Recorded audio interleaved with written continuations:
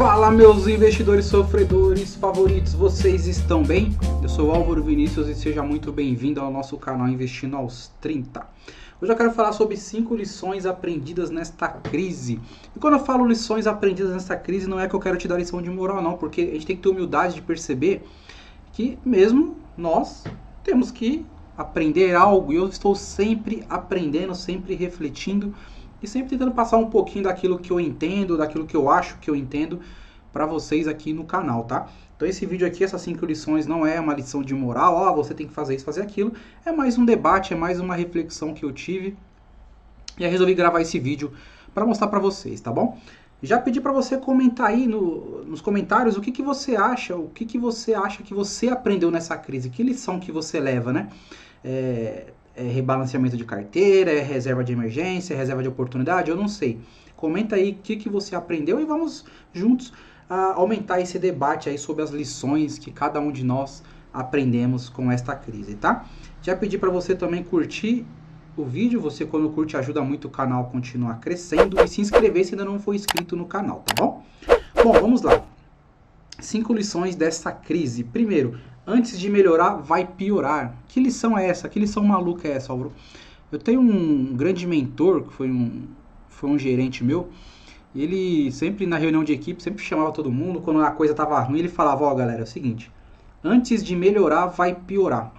E é de fato o que nós estamos vivendo, né? Então estamos vivendo bem conturbado, e antes de tudo melhorar, vai piorar. Tenha isso sempre em mente. Quando você trabalha com esse cenário de saber que antes de melhorar vai piorar, você já se prepara psicologicamente, que é um fator muito importante. Fatores comportamentais no investimento de longo prazo, eles são essenciais para o seu sucesso no longo prazo, né? Se você toma como base emoções de momento e não pensa, que essas atitudes elas podem prejudicar não só o seu investimento, mas pode prejudicar no seu trabalho, na sua família, em tudo. Você acaba cometendo aí erros que mais para frente você vai falar, putz, eu poderia ter pensado nisso. Então, a grande lição que particularmente eu já sempre carrego na minha vida, eu gostaria de passar para vocês é essa. Antes de melhorar, sempre vai piorar, tá? Então, para melhorar, precisa piorar, é basicamente essa a primeira lição. A segunda lição é esteja preparado sempre para o pior. E aqui faz muito uma reflexão sobre a tal reserva de emergência que a gente sempre fala e as pessoas achavam que era piada, né? Eu vejo muita gente criticando canais de investimento hoje, falando que os caras quando estavam no bull market falavam para comprar e tal, mas eu nunca vi nenhum desses canais falar que você não tinha que ter uma reserva de emergência, né? Pelo contrário, todos falavam, ó, uma hora vai vir a bomba, você está preparado? Você está preparado? Chegou o momento e talvez você não deu ouvidos e não esteja preparado porque você estava na emoção de achar que as ações iam subir para sempre, né? Ações, fundos imobiliários, e não vai, né? Então, vocês já passaram aí por quê? 6 circuit break, as pessoas que chegaram agora na bolsa. Então, estão vendo que nem tudo são flores, né? A bolsa ela caminha no longo prazo sempre para a direção subindo, sempre para cima, mas no meio desse caminho há várias quedas bruscas. Talvez a que estamos vivendo no momento seja a maior de todos os tempos, pode ser, mas se não recuperar, em algum momento tem que recuperar, porque se não recuperar acaba o mundo, é simples, né? Então se em algum momento vai ter que recuperar, mas você tem que estar preparado para esse momento. Então, eu por exemplo, eu tenho 1 ano de reserva de emergência e eu estou aumentando ela. Eu continuo fazendo meus aportes regulares, mas eu pego uma parte e vou aumentando essa reserva de emergência, porque eu não sei o dia de amanhã, né?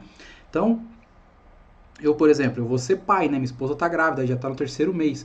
E essas coisas, é lógico que afeta a nosso psicológico. Ninguém é de ferro, todo mundo fica preocupado. Mas, particularmente, investimento é a minha menor das preocupações. Por quê? Porque eu tenho um colchão que eu fui montando ao longo do tempo ali, para quando chegasse nesse momento, eu estivesse mais tranquilo e pudesse, de fato, enxergar a bolsa como uma oportunidade. Porque quem não está com dinheiro, quem não está com reserva de emergência, quem não se preparou, não está enxergando a oportunidade, está enxergando o caos, está enxergando um momento conturbado, complicadíssimo, que de fato é. Mas, como você não se preparou, você acaba dando um peso muito maior ao agravo da situação do que propriamente olhando o horizonte de longo prazo. Você está ali, ó, fechadinho, olhando só o problema. Aquele problema é real e você não consegue enxergar o horizonte de longo prazo porque você não tem um colchão. Você não se preparou para o pior. Então, outras crises virão, não sei se através de pandemias, através de guerra, do que for, mas a humanidade sempre vai passar por essas coisas, né, em alguns períodos. Então você tem que se preparar sempre para o pior.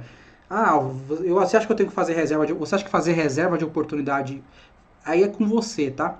Eu não acho errado a pessoa ter dinheiro de liquidez imediata para poder investir, mas independente da reserva de oportunidade, também tem a sua reserva de emergência, ela é essencial, tá?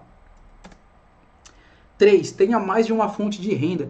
Isso aqui é algo que eu já vinha trabalhando comigo mesmo. Falei, cara, eu preciso dar uma outra forma, porque a gente nunca sabe do dia de amanhã, né? Então, algum dom, alguma coisa você tem que você possa contribuir para a sociedade e talvez você conseguir monetizar isso, né? Sei lá, seja fazendo vídeo, seja vendendo alguma coisa, sei lá, além do seu trabalho CLT, por exemplo. Eu sou CLT há mais de 10 anos na mesma empresa, eu tenho um colchãozinho lá, uma previdência que a empresa fez para mim, também eu fico tranquilo em relação a isso. Mas é uma coisa que eu não quero perder, né? Então o que eu fui fazendo? Falei, bom, eu preciso de uma fonte de renda. Então fiz o canal no YouTube, ainda não é um dinheirão, mas é um dinheirinho que entra ali, eu invisto esse dinheiro, mas vai chegar um momento que talvez eu precise desse dinheiro para sobreviver, né? Então é buscar ter outras fontes de renda, porque isso também vai te trazer aí uma certa paz no longo prazo, né? Além de ajudar você a poder economizar, poupar e investir, é uma outra profissão que você vai ganhar. Então veja aí no que você é bom, se você é formado em alguma coisa, mesmo que você não seja formado, alguma coisa você tem algum dom, nem que seja para vender geladinho, não existe vergonha nenhuma em você ser vendedor, porque os vendedores, ser vendedor é uma arte, né? É através dali que muitos têm o seu ganha-pão. Então eu me considero particularmente também um vendedor, né? Eu sou um vendedor. Então todos nós temos que ser vendedores em algum momento da nossa vida para a gente poder continuar crescendo, né? Então a terceira lição que fica aí tenha mais de uma fonte de renda. A quarta lição, essa é mais básica, já voltada em investimentos, é a diversificação. 100% renda variável, tá aí a resposta, galera. Você tem que ter muito, é possível? Mas você tem que ter muito estômago para isso. E a grande maioria das pessoas não tem estômago. Eu vejo muita gente desesperada, completamente desesperada. Fazendo sardinhagem, vendendo uma ação que está caindo para tentar comprar outra que está subindo. Nossa, assim, eu vejo coisas que são surreais, tá? E aí, por que a pessoa faz isso? Porque ela não diversificou. E diversificação não é só você ter setores diferentes na sua carteira de ações. Não, é alocação de ativos. Pô, é ter renda fixa, é ter vários tipos de fundos imobiliários, é ter talvez, sei lá, um CDB, é ter um fundo cambial, é ter investimento no exterior, direto lá nas stocks, nas REITs, né? É lógico que nem todo mundo tem condições de ter isso, mas mesmo que seja pequeno, faça isso. Outra coisa, jamais dê um peso muito grande para nenhum ativo na sua carteira, né? Você tem que dar o peso que você tenha noção do que você pode perder. Então você fala assim, pô, se eu perder 3% de patrimônio, beleza, não tô tão desesperado assim. Então, dê no máximo aí 3 a 5% no máximo de peso para cada ativo que você tem, porque isso vai te dar um pouco mais de paz, né? Imagina, você tem um ativo que você deu um peso lá de 30% e agora o negócio está derretendo, isso no seu psicológico, no seu fator comportamental, ele vai afetar muito. E aí você vai acabar tomando uma decisão errada de vender no fundo, de vender em pânico. E é o que as pessoas mais fazem, né? Então, essa quarta lição da diversificação, particularmente é algo que eu também pego para mim, né? E fica aí como lição dessa crise, né?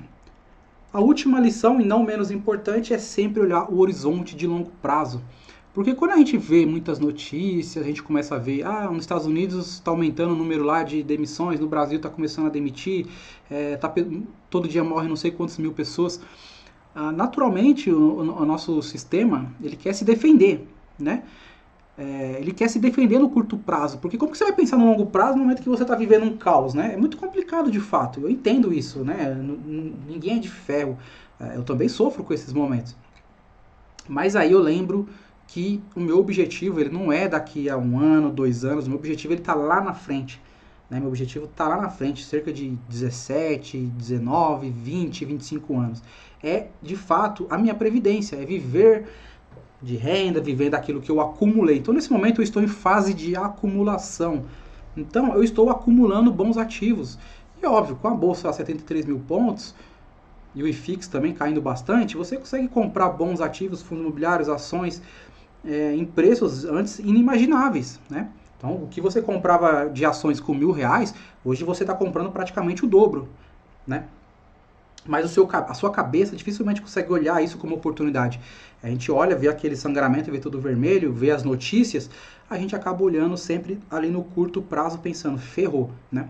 E muitas vezes ferrou porque você não fez o item 2, não se preparou para esse momento, né? É óbvio que ninguém nunca se prepara para um momento como esse, mas se preparar financeiramente dá, né? Dá para se preparar financeiramente. Só que é uma coisa que você tem que construir antes. Mas nunca é tarde para construir isso. Construa agora, vá fazendo a sua reserva de emergência, sem pressa, com calma. Quer continuar os aportes regulares? Continue, mas sabe, sem encher a mão, vai de boa, né? Sempre olhando para o horizonte de longo prazo, porque no curto prazo a coisa tá feia e ninguém sabe quanto tempo vai durar. Mas quando você olha o horizonte de longo prazo, já começa a te dar um pouco mais de esperança, um pouco mais de calma. E é isso que eu tento trazer, essa lição que eu tive, essa foi a última lição que eu aprendi. Falei, cara, se eu sou holder, se eu tenho investimento de longo prazo, eu preciso pensar no longo prazo. Então, por mais que agora no momento esteja sofrendo, eu acho que o longo prazo, ele tende, historicamente, já é comprovado, a corrigir isso, né? Então fica aí uma dica até do livro, eu tenho até um vídeo, eu já fiz análise desse livro, o vídeo chama 5 fatos sobre o buy and hold, onde eu faço meio que uma análise, alguns pontos do livro ali do Jeremy Siegel, Investindo em Ações no Longo Prazo.